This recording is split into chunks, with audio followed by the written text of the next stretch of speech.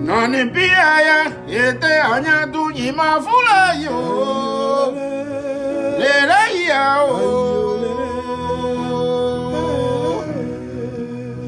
Nani piaya, ete anya tu nyima fula yo. Lele ya o.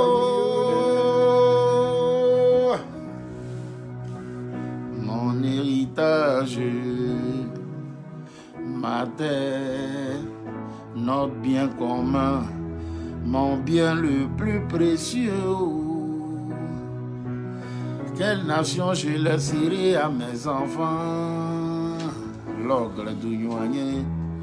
Et dans quel état? Dans les pays, et t'es agnadou, il m'a voulu yo. Les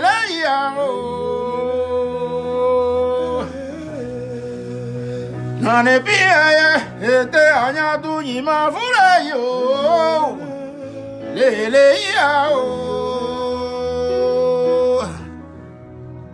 Merci à tous. Merci, merci, merci. Les amis, l'heure est grave. Ya. Je ne sais même pas par où commencer. C'est-à-dire que l'école ivoirienne aujourd'hui, là, ça veut dire j'ai dit que j'allais mettre une pause un peu, comme maman Marietou Koné était venue, là, il dit, on lui donnait le temps de travailler. Mais ça veut dire qu'au moins, c'est mieux en même temps, comme elle est en train de travailler, là, c'est mieux de lui dire en même temps ce qui se passe. Et maman Marietou Koné, voilà à faire. Peut-être tu n'es pas au courant. Peut-être tu n'es pas au courant, mais il n'y a pas. Tu vois les gazons, tu vois les zèbres là. Voilà comment on abandonne les coins qui sont censés être école. Ça là, c'est censé être école comme ça parmi les arbres là. Eh, maman Maria tout connaît, il faut faire quelque chose. Les amis, ça va pas. École ivoirienne, ça va. Il a dit, je vais vous montrer tout à l'heure une petite vidéo. Waouh, vraiment, c'est pas possible. Ce sont les enfants là même qui sont ramasser les briques, les graviers. Ils sont censés ramasser gravier, les trucs comme ça. Ils vont aider à pouvoir construire l'école parce qu'il n'y a pas d'école. On leur a fait des promesses. Rien, il n'y a pas eu de... Les promesses qui ont été faites n'ont pas été respectées. Non, il dit, mon cœur me brûle, oh, mon cœur me brûle. Eh, Côte d'Ivoire, l'école ivoirienne ne va pas, ça ne va pas. Il n'y a pas d'infrastructure. Donc, on va parler de ça, l'école ivoirienne. Et puis, on va parler, c'est-à-dire que au niveau de l'école primaire, tout ça là. Mais regardez aussi à l'université. Ce que vous êtes en train de voir, tu vois les photos qui défilent là. C'est censé être dortoir. C'est censé être dortoir, oh les amis. C'est censé être cité universitaire. Les amis, cité universitaire. C'est-à-dire que l'université Nangui Abrogoua, on dit l'état des dortoirs des étudiants à l'université Nangui Abrogoua. Hey! Ça là, on peut dormir dedans. On peut préparer dans ça là. Oh, et c'est dans quelles conditions tu vas pouvoir préparer, dans quelles conditions tu vas pouvoir dormir, et puis tu as dit que tu vas pouvoir étudier. Mais pourquoi on maltraite nos gens comme ça? Pourquoi on maltraite nos enfants comme ça? Mon cœur me brûle. Les amis, je vais vous laisser regarder d'abord le reportage qui a été fait là, voilà, par rapport aux enfants qui eux me ramassent des graviers et autres là. Et puis on s'est parlé tout à l'heure. Ouh, Seigneur. Attendant d'avoir une école beaucoup plus moderne, les élèves des groupes scolaires Bonambizé, Itafla 1 et 2, comme vous pourrez le voir juste derrière nous, continuent d'apporter tous les matins des graviers. Cette initiative de la coopérative scolaire vise à construire soi-même une école moderne ici dans le village de Bonambizé, Itafla, car jusque-là, toutes les promesses n'ont pas été tenues. La mamaille, les amis, ça c'est la vraie mamaille. Eh, promesse sur promesse, sur promesse, sur promesse, sur promesse. Moi, je préfère, c'est mieux, on te dit non, pour le moment, on ne sait pas. Plutôt que de te promettre que, on va construire ceci, on va faire cela. Vous voyez, non? Parce que quand on te promet quelque chose, ton cœur est déçu. Et quand tu ne vois même pas une seule brique, tu te dis, mais ça, c'est foutaise. Ça, c'est foutaise. Quand même, c'est pas bon. Et à tous les niveaux, ça ne va pas, hein.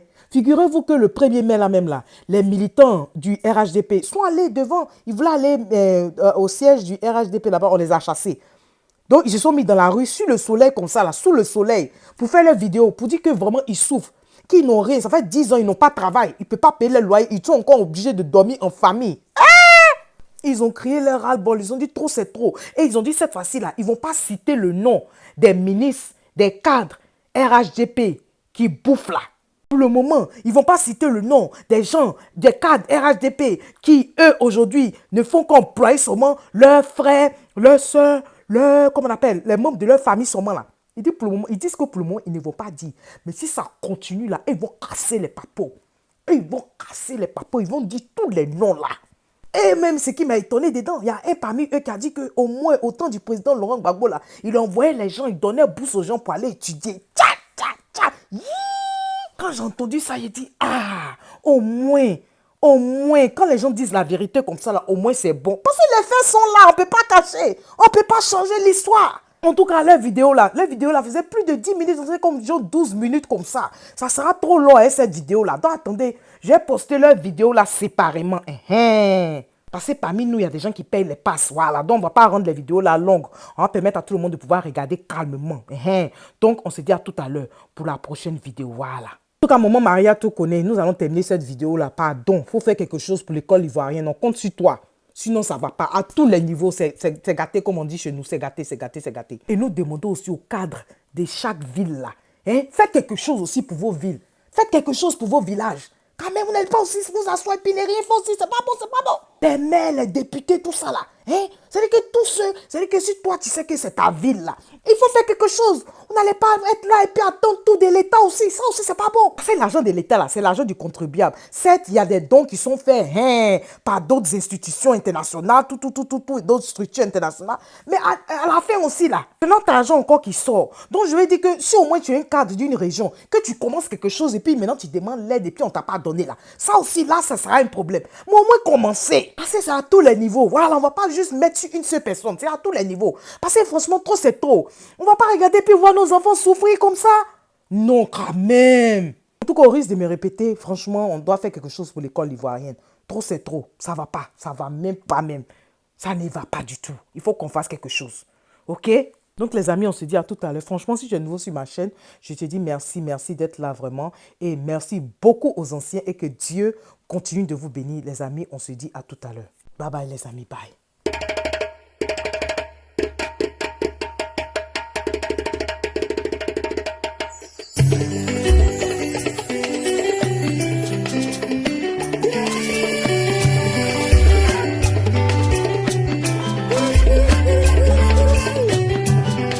Le pays que nous habitons s'appelle la Côte d'Ivoire et ses habitants sont des Ivoiriens. Nous sommes des enfants ivoiriens, enfants ivoiriens. Mambo, oléléya, mambo, oléléya, mambo, oléléya, enfants ivoiriens.